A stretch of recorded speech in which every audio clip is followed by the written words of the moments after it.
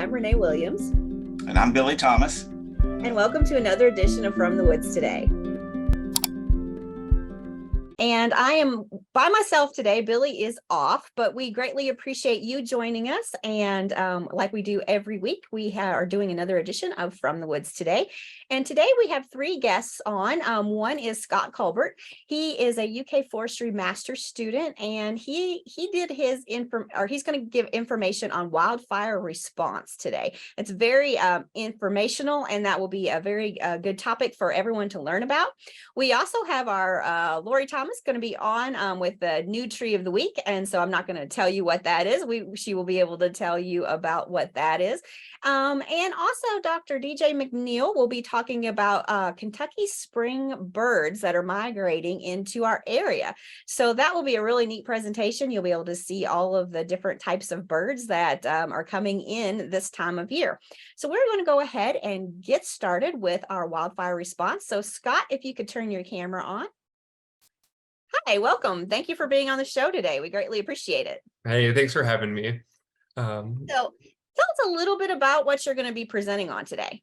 Yeah, so I'm going to be presenting on my master's thesis research where I was looking at the ecological responses to wildfire over the course of 12 years. And it was a really interesting study that I was able to work on that was building off of previous research. So I'm really excited to share that with you all today. Wonderful. Looking forward to it. So go ahead and get started. All right, sounds good. Let me go ahead and share my screen with you all.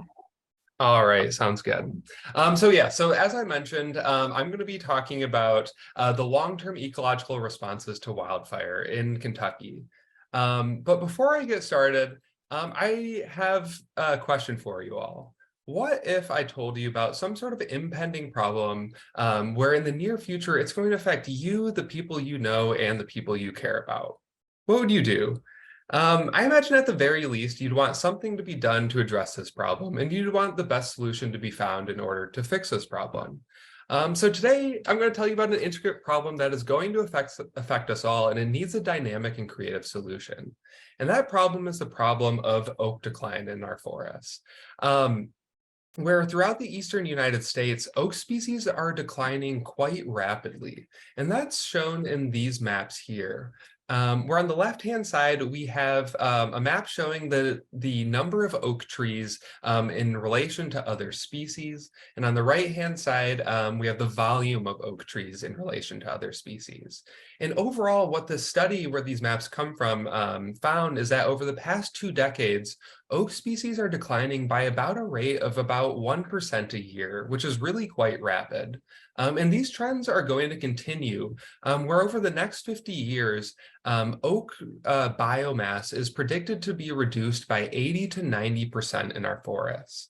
And that's all happening because of an issue that's called the oak bottleneck, where this graph here is showing kind of the current state of our forests, where if you go out into the woods and you look up, what you're going to see are a lot of oak trees in the overstory. And those large overstory oak trees, they're reproducing, their acorns are dropping to the ground and growing into seedlings and maybe sapling-sized trees.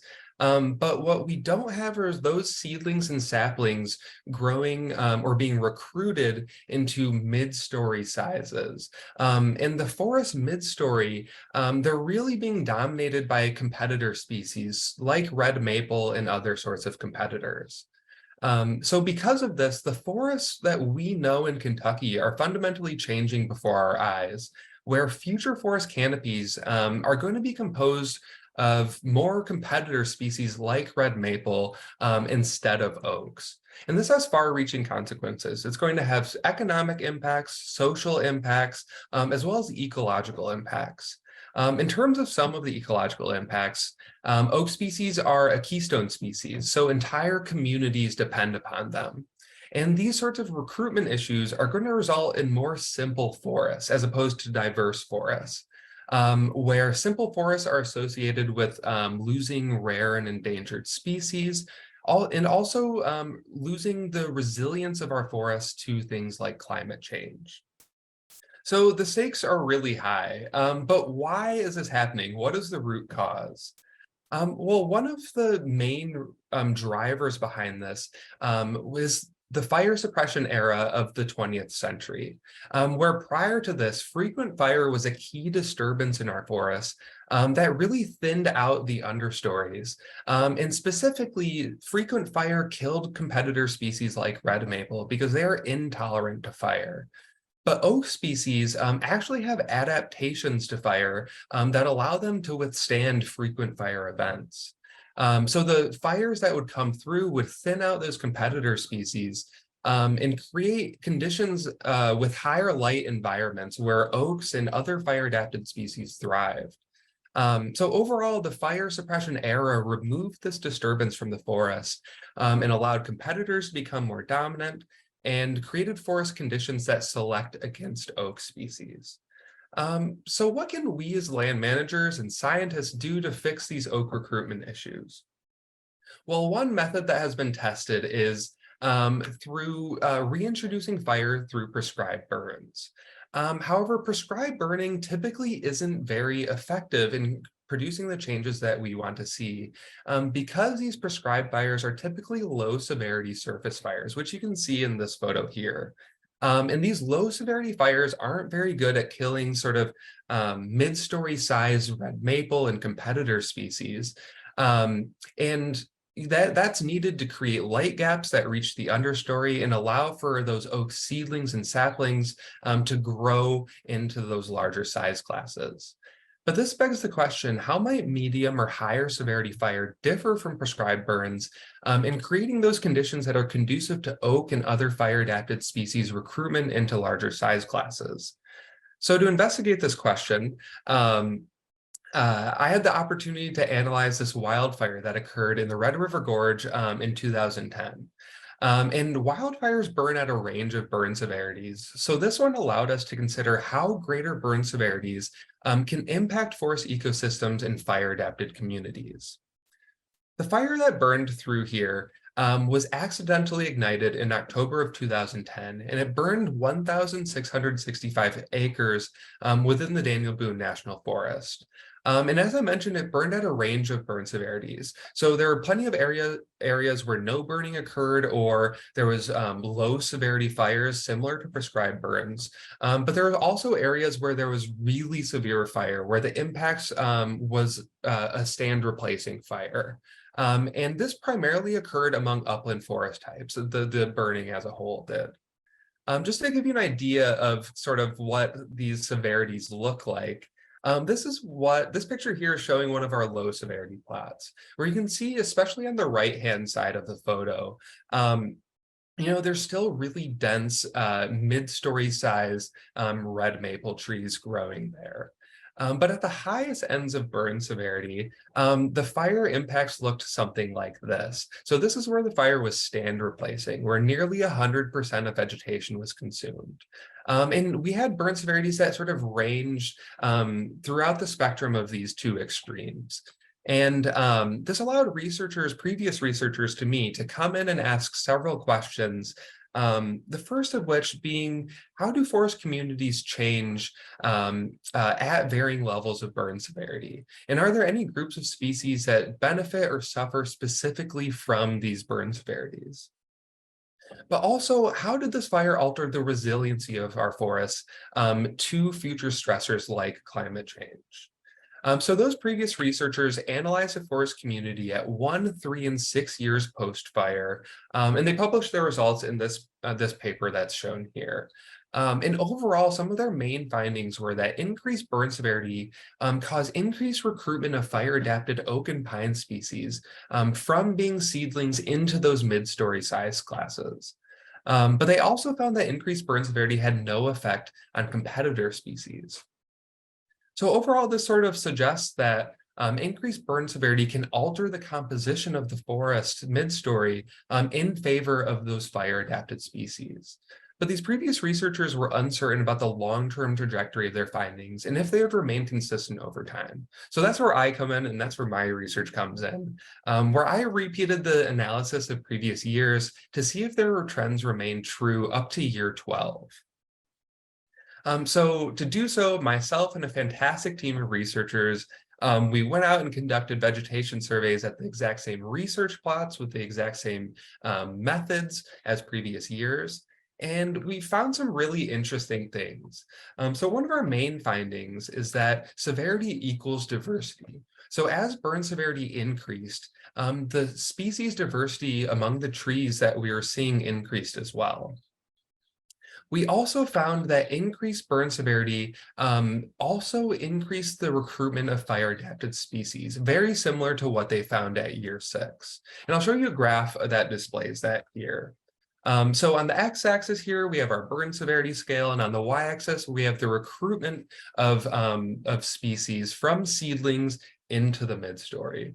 And we see that there's this non-linear increase in fire-adapted species recruitment. The species that are known to take over these mid-stories, those competitor species, were shown to have no relationship with burn severity at year 12.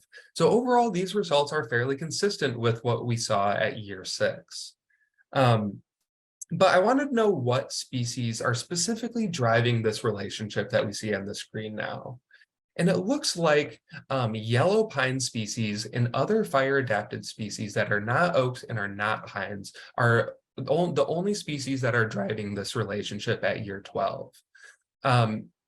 So those oak species that had that were driving this relationship at year 6 are no longer doing so at year 12, which indicates that the conditions that are facilitating oak recruitment that were present at year 6 are no longer there. And that's because the mid-stories now are growing too dense to allow for those seedlings to reach the mid-story sizes.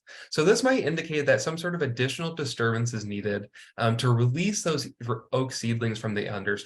So some sort of natural disturbance, maybe a mid-story thinning, or maybe a prescribed fire would be effective in doing that. We also found that increased burn severity increased the competitiveness of fire-adapted species. And that's shown, I think, really well in this graph here. Where as burn severity increased, we saw mid-story communities more composed of fire-adapted species and less composed of those competitor species. And I just want to point out here that in the eastern United States, burn severities never reach a severity greater of 1.5 on our burn severity scale. But it's only after this point where we start seeing those fire-adapted species become more important than competitor species. So this just gives evidence to the fact that the prescribed burns that we're oftentimes doing in the eastern US are just not burning severely enough to produce the changes that we want to be seeing in forest mid-story communities. Unfortunately, we also found that there was a strong relationship between burn severity and invasive species. And that's shown in this graph here, where this graph is displaying the probability of detecting an invasive species. And overall, for every increase of 1 on our burn severity scale, the probability of detecting an invasive species increased by nearly 35 times, which is really a really large increase. The most prevalent invasive species we found was Chinese silvergrass, or Miscanthus sinensis. And at year 6, it was found on 19% of plots, but at year 12, we found it on 73% of our plots. So this species is spreading quite rapidly throughout this burn area. And the problem with invasive species grows worse as burn severity increases. So what does this all mean? I just threw a lot at you guys. But overall, I think one of the main conclusions from these findings is that increased burn severity can be a really important piece of the puzzle and tool for land managers in restoring oak and fire-adapted communities. And I just want to bring our attention to the scarlet oak tree that one of my research assistants is standing next to. In typical growing conditions, oak trees would never grow to be this size. But this tree now that was growing in a higher severity plot is now seemingly ready to be released into more canopy or subcanopy sizes. So to further foster oak species recruitment, some sort of additional management action or disturbance should occur between year 6 and year 12 following higher severity fire. Also, I think this research indicates that wildfire can lead to increased forest resilience, where the changes that occurred from increased burn severity can increase ecosystem and forest biodiversity, restore fire-adapted communities that can withstand and positively respond to future wildfires, and also create communities that are better adapted to future climate scenarios. So in the eastern US, in future climate scenarios, the number of hot days is predicted to increase substantially, as shown in these maps here, especially in the high emission scenario that we're currently on pace for. Similarly, shown in these maps here, the severity of droughts is likely to increase substantially as well. And these changes are actually predicted to favor oak and pine species. But since our forests are currently in this transitionary state where those competitors are growing in importance, a future shift back to oaks and pines might result in negatively impacted forest health, decreased ecosystem services, and overall undesirable future conditions. So active management is needed right now in order to avoid that. But how? How can we incorporate higher severity fire into forest management in a safe and socially acceptable way? One method might be through active wildfire management. Throughout Kentucky and in the eastern US, we have a lot of wildfires that occur, but are still being suppressed. But managing these wildfires to achieve ecological objectives might be a really useful tool in achieving what we would like to see out on the landscape. But also on the other side of things, widening our burn prescription parameters to allow for areas of higher severity fire might be a really important way of incorporating these aspects of wildfire into our sort of current management regimes. But in fact, we might not have much of a choice but to begin adopting active wildfire management practices. And that's because with climate change, there's predicted to be an increase in the frequency and size of future wildfires in the eastern US. So learning from the wildfires we have now is critically important to understanding how ecosystems are going to be responding in times of increased wildfire. However, anytime we're considering higher severity fire or management actions that cause severe disturbances, we need to be very cognizant of invasive alien species. And monitoring and eradication efforts need to take place for several years following these sorts of disturbances. So overall, if there's three take-home points I can leave you with, the first one is that increased burn severity can benefit fire-adapted communities and create more resilient forests. The second one is that mid-story densification can undermine some of these benefits after 12 years. And the third one is that invasive species must be managed. So thank you so much. I welcome any questions that you guys may have for me. Well, thank you. That was a wonderful presentation. I greatly appreciate that. And, we've talked about fire several times on the show and just trying to, people to, make sure if they want to do that, they get in touch with the right people and don't just set a fire in their woodlands, because that's something that you don't want out of control. Yeah, absolutely. I think I tried to highlight, yeah, if wildfire is occurring, we need to be actively managing it. We can't just be setting fires willy-nilly or anything. Exactly. So we greatly appreciate you joining us. And if there's a possibility for you to be on again, I'll definitely try to get you booked. Great. Thank you so much. I appreciate it. Thanks.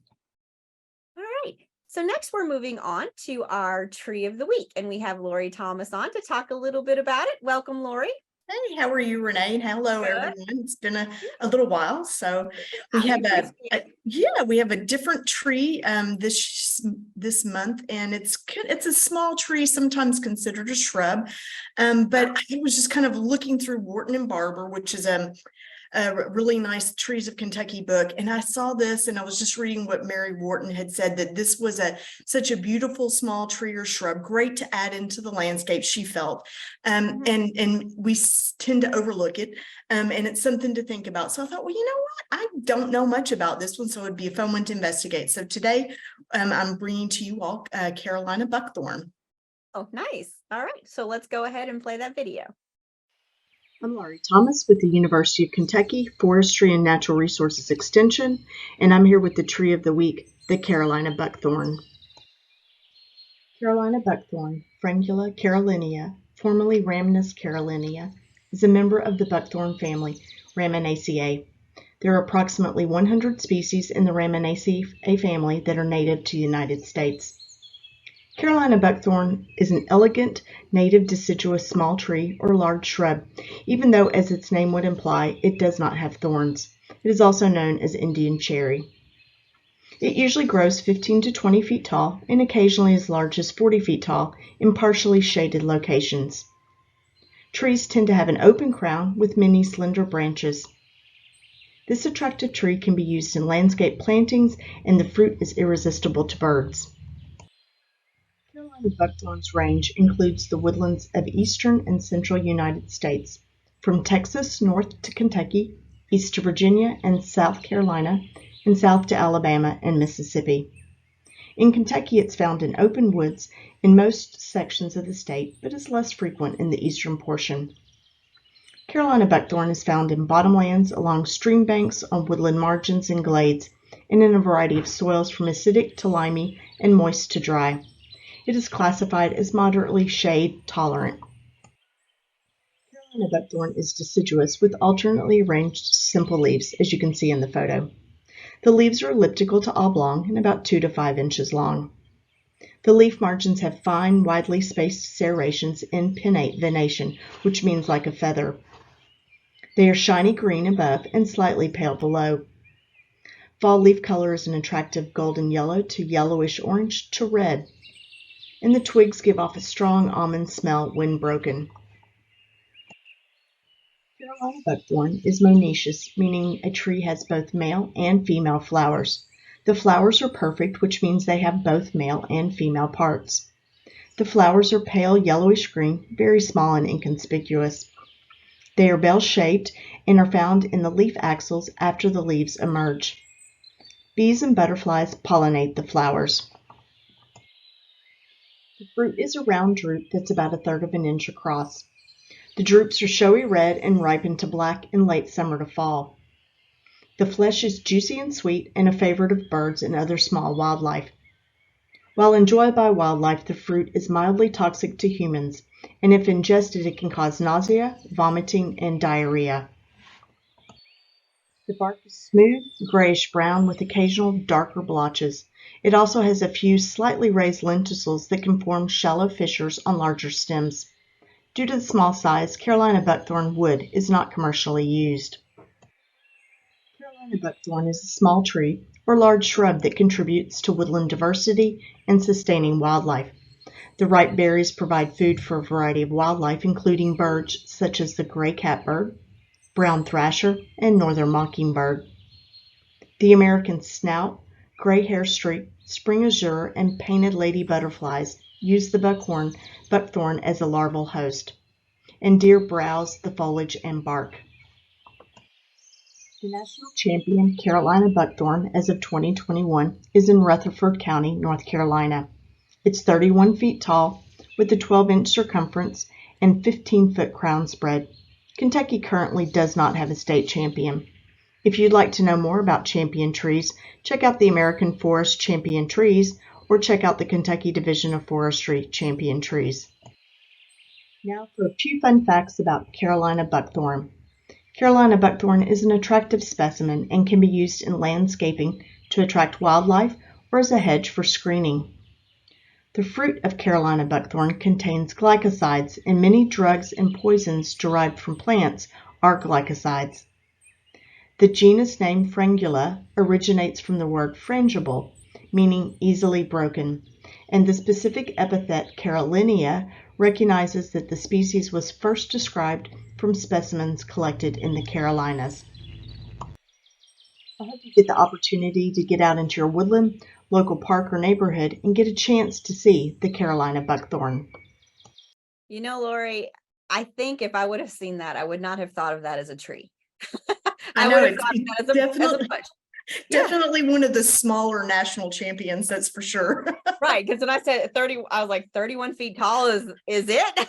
You know, so yeah, no, I definitely can see why people would think that's a bush. Yeah, and a lot of times it can be classified that way, but it is considered a small tree or shrub. And in the right setting, it can grow up to 40 feet tall. So, but yeah, I just thought it was kind of pretty. It's got, I mean, in the summer, in the early spring, I mean, not a whole lot of show, but I definitely think in the summer with those red berries and then they blacken, you know, turn to black in the fall, and the great fall color. I mean, it could be an interesting addition into a landscape planting too. You know, if you're looking for something kind of different that's attractive to wildlife, something possibly to think about in your landscape. So yeah, so You know, I there's was talking to you about having to remove my hollies. I'm thinking, I wonder. well, and that may not give you quite the screening that the holly does, because you know it is deciduous, whereas your hollies, I believe, are probably evergreen. But it could be a nice addition, yeah, especially because it'll attract birds to your yard. So Nice. I like that. All right. So you have something to show us before I end up bringing on our next guest. yeah, so I wanted to, and I think it kind of, let me share screen real quick. It's Kind kind of of segues into the next one. yeah, it's kind of appropriate with Dr. McNeil's presentation coming up, talking about our neo-migratory birds, neotropical migratory birds. And it is spring and they have arrived and they're moving through. And I just wanted to let everybody know, in case you aren't aware of it, that this Saturday, May 13th, is the Global Big Day. And it's your opportunity, if you like to bird, or you just even just sit out in your yard and look at what's in your yard, that you can contribute to these bird counts and know what, and add your scientific data to all of the data that's collected worldwide about the birds that are seen on one day. Sit out, watch the birds, submit your data to eBird. If you haven't ever tried eBird, check it out. There's the site for it, ebird.org. You can sign up and start keeping your bird list there.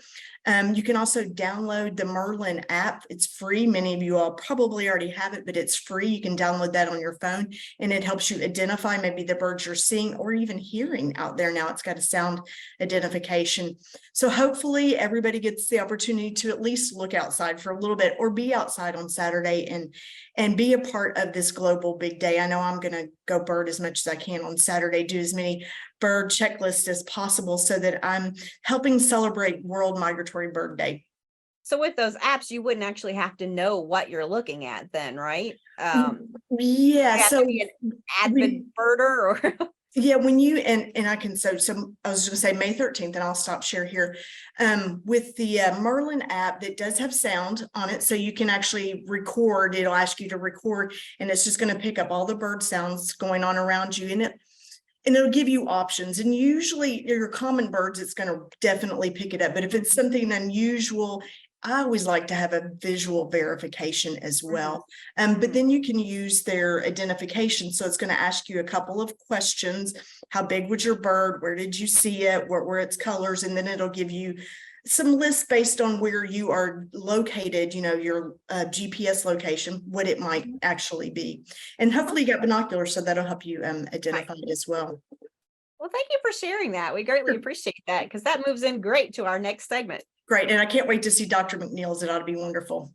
Yes. So next we have a recording of Dr. DJ McNeil. He is a professor here in the Department of Forestry and Natural Resources, and he is going to be talking about some spring migratory birds that are coming into the area right now. So let's go ahead and watch that video, and I'm sure it'll be very interesting. Okay, folks, this is DJ McNeil, assistant professor at University of Kentucky, back with another bird of the month. So this month we're going to talk about a few of Kentucky's native songbirds. It is currently mid-May, where we have a large number of migratory birds moving into the state, especially into the forested regions. Many of these birds are producing a lot of sounds. We're going to go through a few songs and visual identification today. Normally I like to spend a bit of time talking about males and females, and we'll do a little bit of that today, but mostly what we'll focus on are males. And the reason for that today is because male birds, when they arrive on the breeding grounds, which is what birds are doing now, tend to arrive with the male first. So for the sake of simplicity and because it matches with the natural life cycle of a lot of these birds, we'll focus largely on the males today and get into the females another time. So one bird that I think is very helpful to start with is the American robin, and we've covered the American robin on From the Woods Today before. Of course, it's a very familiar backyard bird. We don't need to spend too much time on the visual identification of it, but we will briefly. We can see that it's kind of got this gray back with darker primary flight feathers and darker tail. This picture doesn't show it well, but it has white edges on the corner of the tail and a dark head. The male has a darker head than the female, white sort of streaks on the throat and a partial white eye ring, and then of course the species has that classic sort of rufusy red breast. Now, the reason why I mention the robin is because, I should say, they're not even really a spring migrant that we get, a little bit, but this time of year, a lot of robins are already well into the nesting season.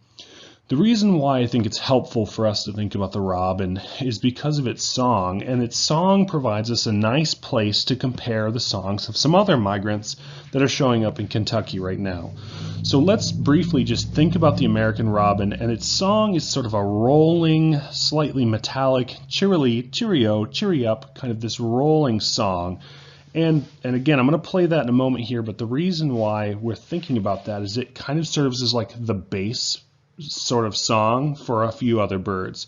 So once you have the robin kind of memorized and you feel pretty comfortable with the robin song, you can learn the songs of a few other species.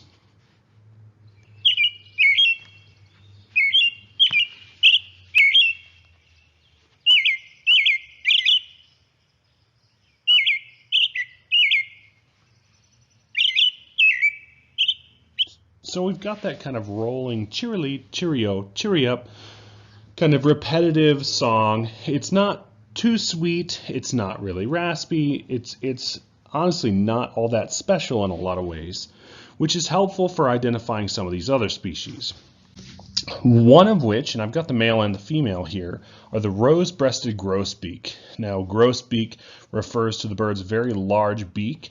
Female here on the right, kind of this drabber color overall, kind of brown with a light supercilium, buffy colored to the breast, streaky, almost reminding you a little bit of the color scheme of a female red-winged blackbird, although certainly less streaked on the underparts than a female red-winged blackbird, and a very different bill.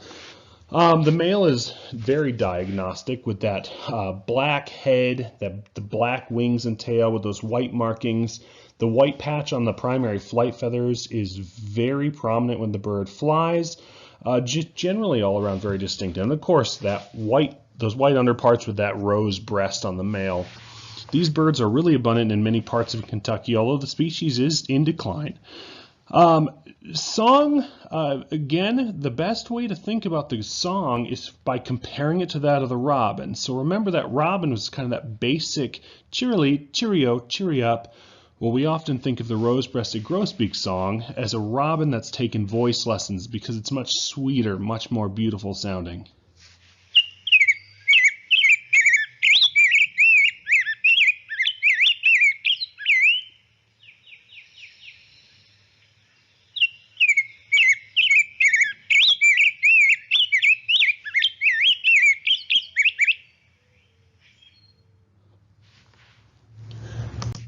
Next up, and again, this is I think the last one where we talk about the male and the female, is the scarlet tanager. It's one of two common tanagers in the state of Kentucky, and the scarlet tanager really likes these heavily wooded places. Distinctive visually, the male is this bright scarlet body, which is where the species gets its name, the black wings and the black tail. The way that I like to jokingly refer to it is many people have heard of a red-winged blackbird. I often jokingly call the scarlet tanager the red-winged or the black-winged redbird, so you can kind of flip that around. The female is very drab in comparison, similar kind of body shape to the male, and of course the bill is generally the same, but overall a yellower bird with kind of an olivey back. Now, thinking back to our robin, that cheerily, cheerio, cheery up, The scarlet tanager is a similar kind of cadence to its song, but think of the scarlet tanager song as a robin, but it's got a sore throat because it's got a burry, raspy component to it.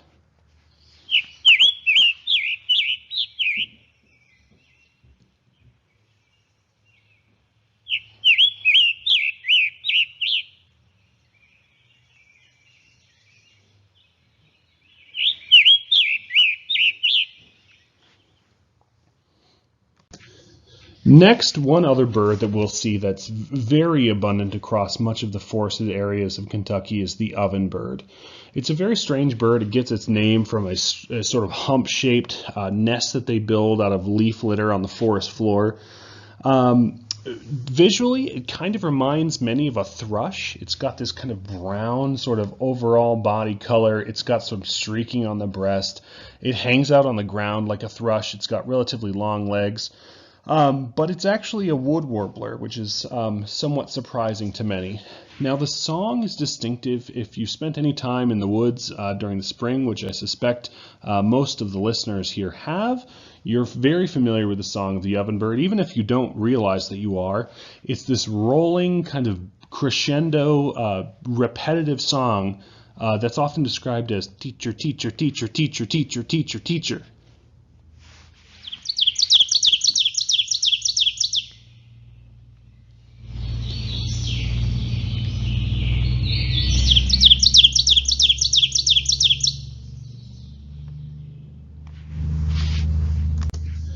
Next up, we have the black-throated blue warbler. This is another one that's fairly common in many parts of Kentucky. The black-throated blue warbler, we're focusing on the male today. The female is a little bit different looking, but very visually distinct. A well-named bird, I would say. It's got this black throat, black mask, and kind of the black sort of streak that goes along the flank. Very bright white underparts that are actually surprisingly stark when you see it in the field. And of course the blue sort of upper parts on the head and the wings and the tail and the rump. Well-named little warbler.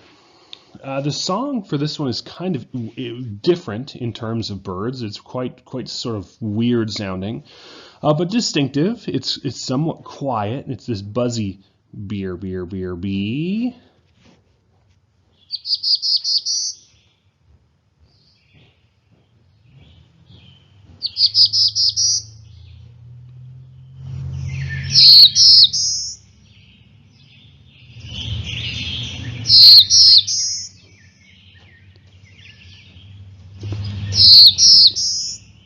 So certainly watch for the black-throated blue warbler this time of year, and you'll typically see them very low in the canopy. Oh, I just watched one the other day that was very high in the canopy, but that's typically not normal for the species. They spend a lot of time very low to the ground, or when they ascend up a tree, they tend to stay on the branches really close to the trunk.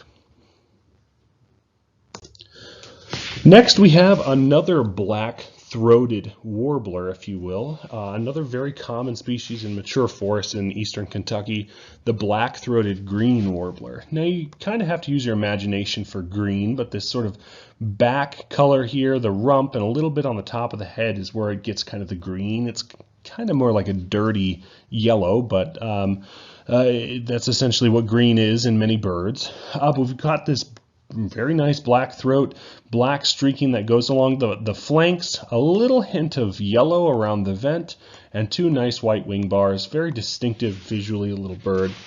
Now, unlike the black-throated blue warbler, the black-throated green warbler spends a lot of time high up in the canopy, and it often doesn't like to come down and be observed by people. However, what is very easy to observe is the species song, which is a sort of mix of clear and buzzy notes saying, "Trees, trees, I love trees."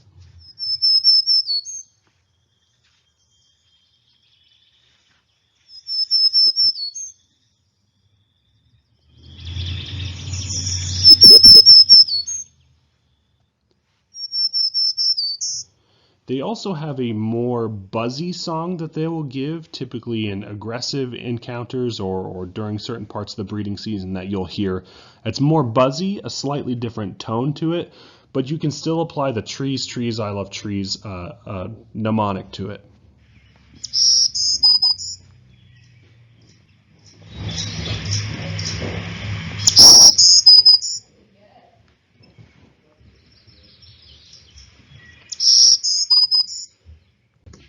Next up, we have a bird that is back in full force in the state of Kentucky. That is the Baltimore oriole. Now, we have more than one oriole species in Kentucky. However, the Baltimore is easily the most common in many places, very visually distinct.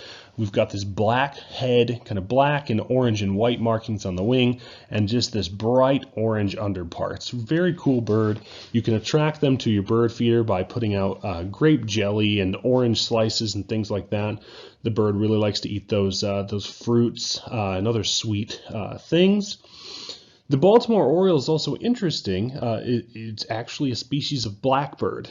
Now, vocally, I think hands down, the Baltimore oriole is the bird that produces sounds that frustrate more birders than almost any. And that's because their song is so variable. You'll listen to an oriole and it'll sing the same pattern over and over and over, and you'll listen, you'll think, okay, I can kind of get that. And then you listen to another oriole and it's doing the same kind of thing where it's repeating a pattern, but every oriole has a different pattern that it uses, and they'll change their pattern regularly. So they'll kind of trick you into thinking you've learned how to identify them. So the challenge with the oriole is not to focus on the pattern, the structure of the song, which is what we do with many birds, but actually focusing on the quality of the notes, and that can be helpful in itself. So orioles tend to produce a variety of different sweet whistles that are often given in unpredictable patterns. Or again, one bird may repeat the same pattern over and over while you're listening to it, but the next bird will do something totally different. So focus on those really nice flute-like sweet notes that they produce.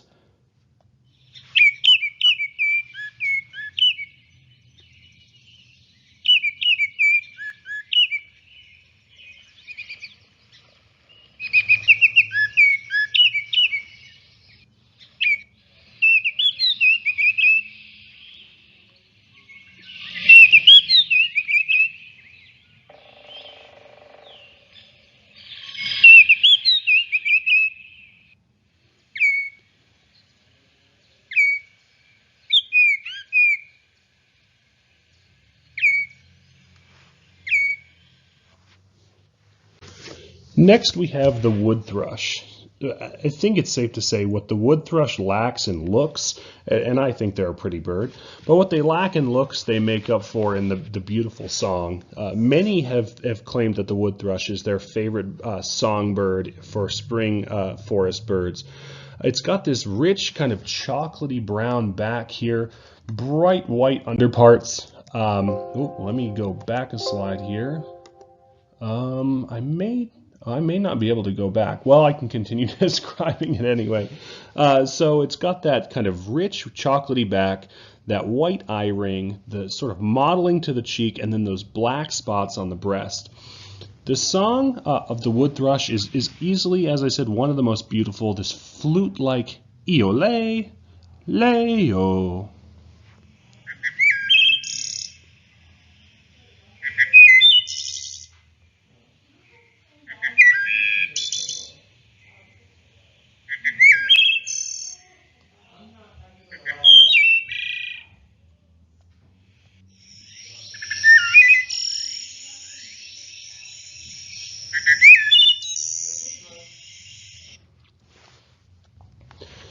Next, as you can see from the screen here, we have the black and white warbler. So this is a very early spring warbler species found across much of the state. And they're weird in terms of warblers because they often kind of behave like a nuthatch. So it's again visually very different than a nuthatch. We've got kind of this black and white color scheme, black streaking on the sides, black throat, black and white striping on the face. You're not likely to confuse it with anything, but they, like a nuthatch, they'll cling to the side of a tree and kind of probe into little wooden spaces, foraging for insects. The song is very easy. It's a very high-pitched squeaking noise, but it's a repeated wheezy, wheezy, wheezy, wheezy, almost like a squeaky wheel rolling round and round.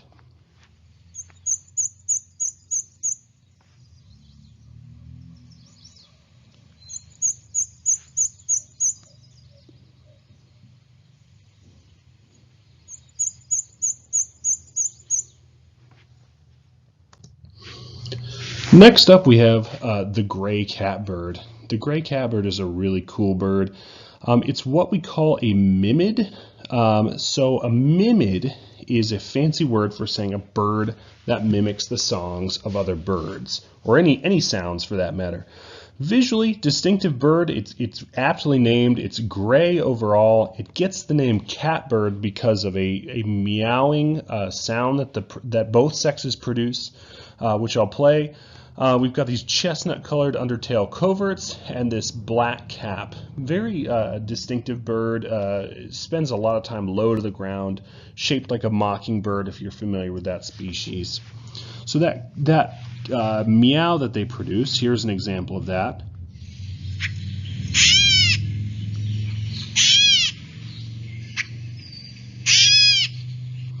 But more to the point, the species repeats the songs of other birds and strings them together in a series that can often be very puzzling to the bird. You hear one bird, and then you hear another one, and then another one, and then eventually you realize, oh shoot, those are all from the same spot.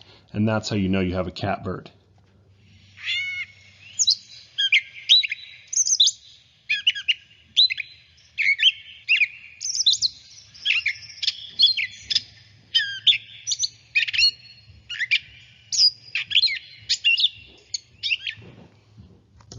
Okay, the last species we're going to discuss today is the eastern towhee. So the eastern towhee is a very large, weird-looking species of sparrow. So it doesn't really look like a sparrow. The color scheme to the upper part is actually similar in a lot of ways to the rose-breasted grosbeak, kind of this black head, black and white wings, black tail with white patches mixed into the wings and various parts. But on the underparts, you've got white belly and this rusty rufous flank. In fact, the species used to be called the rufous-sided towhee.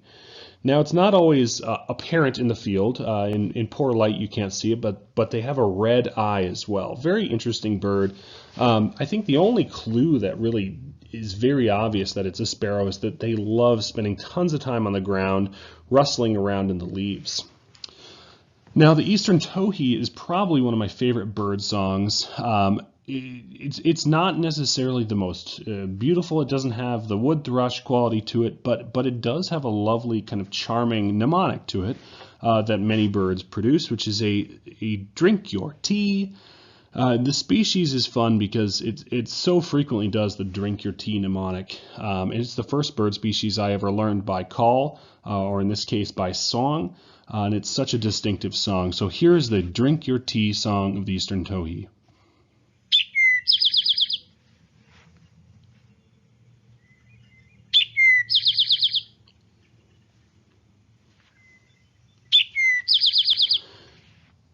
And with that, thank you for joining us for another Bird of the Month, or in this case, a series of birds.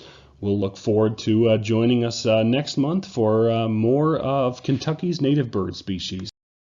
You know, I always love hearing those because it's really interesting to hear all the different birds and then actually know what they are. I've just recently started noticing birds and really paying attention to them. I had an opportunity to go to one of his bird catching classes, and we could show some of the students about birds, and it's very, very interesting to actually see birds up close. And it just is it's a new hobby that I think I'm actually starting to really enjoy. So I really appreciate all of the segments that he's done. And so that is all that we have for today. Greatly appreciate you joining us. You can see all of our shows, and you'll be able to see this one next week. If you're like, "Ooh, what was that bird that I'm hearing it, and I heard it again outside? What was the bird?" You could look it up next week. We'll have it on FromTheWoodsToday.com, and you can see every episode that we've ever done there. And so we greatly appreciate you joining us, and we will see you next Wednesday at 11 o'clock. Until then, take care. Bye. From the woods today.